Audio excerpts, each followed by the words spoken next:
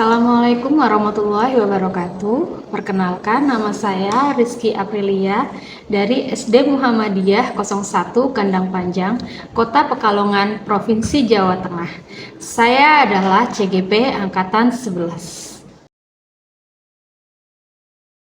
Intisari pemikiran Ki Hajar Dewantara tentang pendidikan yaitu pendidikan yang berorientasi pada kebutuhan anak untuk dapat mencerdaskan kehidupan bangsa.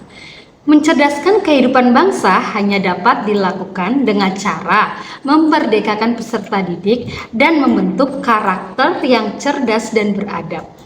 Dalam memberikan pendidikan, hendaknya memberikan kebebasan kepada peserta didik dan tidak ada suatu paksaan apapun. Hal ini bertujuan agar para peserta didik dapat mengembangkan potensi pada dirinya. Selain itu, intisari pada pemikiran Ki Hajar Dewantara tentang pendidikan yang saya ambil adalah pendidikan dan pengajaran merupakan usaha persiapan dan persediaan untuk segala kepentingan hidup manusia, baik dalam hidup bermasyarakat maupun dalam berbudaya dan dalam arti yang seluas-luasnya. Ki Hajar Dewantara menjelaskan bahwa tujuan pendidikan yaitu menuntun segala kodrat yang ada pada anak-anak agar mereka dapat mencapai keselamatan dan kebahagiaan yang setinggi-tingginya baik sebagai manusia maupun sebagai anggota masyarakat. Untuk itu, seorang pendidik harus dapat membangun karakter dari peserta didik dan memahami cara dan tujuan mengajar. Dengan demikian, tujuan pendidikan agar dapat mewujudkan peserta didik yang cerdas dan berkarakter, beradab dan dapat terwujud. Pendidikan juga harus memiliki kreativitas dalam memberikan kenyamanan dan kemudahan kepada peserta didik. Itulah intisari dari pemikiran Ki Hajar Dewantara tentang pendidikan. Pemikiran dari Ki Hajar Dewantara tentang pendidikan di Indonesia akan tetap relevan sampai kapanpun karena hal tersebut merupakan dasar dalam tujuan pendidikan. Ki Hajar Dewantara membedakan kata pendidikan dan pengajaran dalam memahami arti dan tujuan pendidikan. Menurut Ki Hajar Dewantara, pengajaran atau underwits adalah bagian dari pendidikan. Untuk menjadi seorang guru, jika dikaitkan dengan pemikiran Ki Hajar Dewantara, maka guru harus selalu melakukan perubahan ke arah yang lebih baik.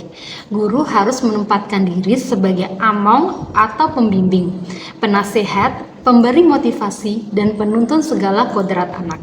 Selain itu, guru juga harus tulus ikhlas mendidik anak sehingga anak menguasai kompetensinya untuk bekal hidupnya di masyarakat. Kemudian, sebagai pembelajar atau murid, jika dikaitkan dengan pemikiran Ki Hajar Dewantara bahwa murid itu harus terus belajar mengikuti perubahan zaman, berkarya dan menjadi pembelajar sepanjang hayat yang harus berkontribusi terhadap masyarakat dan lingkungan sekitarnya. Tugas kita sebagai guru yaitu fokus menyiapkan bahan ajar, merancang proses pembelajaran di kelas, dan berusaha mengajar sebaik mungkin walaupun hasil yang kita peroleh seringkali tidak sesuai dengan harapan. Akan tetapi, jika kita terus melaksanakan dan merefleksi diri dengan sebaik mungkin, semuanya akan tercapai dengan baik. Sebagai seorang guru, saya berusaha menjadi teladan dan contoh bagi anak murid kita, memberikan semangat dan mendorong mereka terus maju mengikuti perubahan-perubahan zaman hingga saat ini.